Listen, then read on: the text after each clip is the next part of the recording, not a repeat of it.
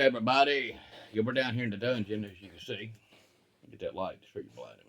Right down here where I make these duck calls. I was watching an old boy this morning, earlier, using a draw knife. He was cutting a piece of wood for something.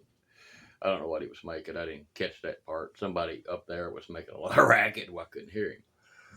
Right, so I said, "Yeah, I used to make custom duck calls with a draw knife." And he goes, "Duck calls," and starts laughing. I said, "Yep, it's a draw knife, right? Kind of looks like a bicycle handle with a knife in between of it. It's kind of dull. I had put some miles on this draw knife, right? I'd go outside, just go get you a random piece of wood like that out of the yard. It's used to strip the bark off of the wood like that. That's what it's used for. And I'd take and cut it to length, and there's a vise over on that bench, and just take and just turn it, strip, turn it, strip, turn it. And then I would take a wood file, and just keep turning it. Whatever design I had up in my brain, that's what I'd make it look like. Then I'd take a drill with a 5/8 drill bit, drill a hole in it. And sometimes that's the trick, because if you didn't have the wood straight and the drill bit straight, it would be this way, this way, this way, this way. So I had to make me this little piece of wood down on the floor where I could stabilize it and drill straight through. Because once you screwed up, it was back to the drawing board. Especially on the insert part, right? This part. If you screwed this up, you was back to the drawing board. Yeah, that's what they used to look like. I used to take a torch and heat it and burn it. I'd give it a burn look, but that's what they would look like, right? Just an old piece of wood. And it took me a bit to figure out how to make them quack, quack, quack, right? Because I got on the internet and I'm like, how do you make a duck call? Well, all this came to me in my sleep, right? Did a lot of research, right? What I was doing wrong was drilling that hole right there all the way through. And I'll give y'all this advice: you do not drill that hole all the way through. You got to rack it back so far. I'm not going to say, because I got my own little secret, right? But yep, that's how we made duck calls for a year, almost 2 years. Made them like that right there. Right? That's what they looked like, And then whether they work or not, I never did go test these, but might work. They're single reed. Experimenting with plastic reeds because I didn't have no money. I was broke, like everybody else back in 20 and 21.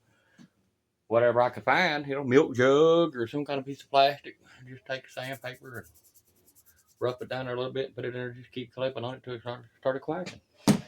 That's how I done it.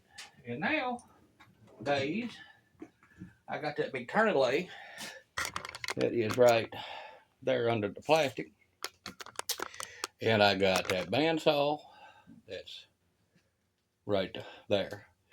And I've got saws, I've got the drill press, I've got a big toolbox over here that's plumb full of everything I need for that tourniquet, and I can make them calls look like this, right? Or I can make them look like that, or the one in the previous video, right? And I can take now this piece of wood right here and spin it till it's smooth, and take wood dope and fill up these cracks, right? Or just break it apart and do a lot better gluing it together. Right? Yeah.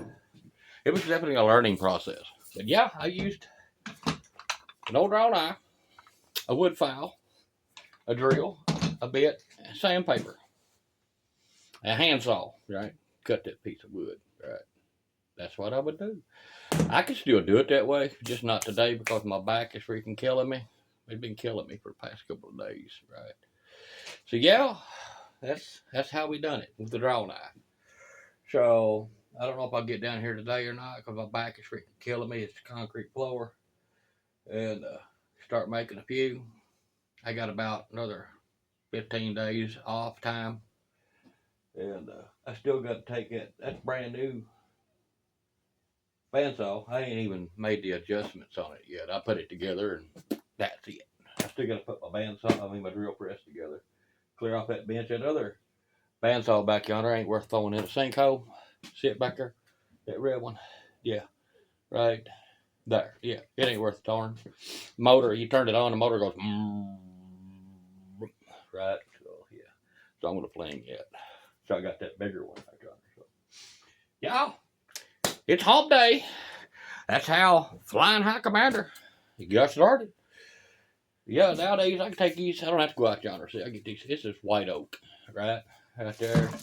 Then I can use some dial pins and just cut it. They're almost to the size. I just take and design it out on them dial pins, right? Yeah. But I can still go out there in the yard and get a piece of wood. If it was wet, I have to take a torch and dry it down. It's all a learning process, right? Yeah. Using that drawknife. Make duck calls. Y'all have a good day.